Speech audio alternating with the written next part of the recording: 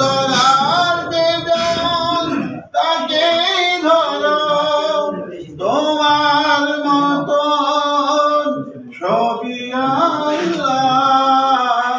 সুবহানাল্লাহ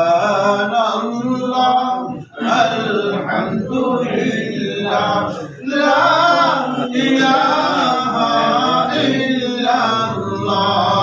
সুবহানাল্লাহ আলহামদুলিল্লাহ লা ইলাহা ইল্লাল্লাহ। তোমারি খেয়ে পরে অবাধ্য হই কেমন করে, তোমারি খেয়ে পরে অবাধ্য হই কেমন করে।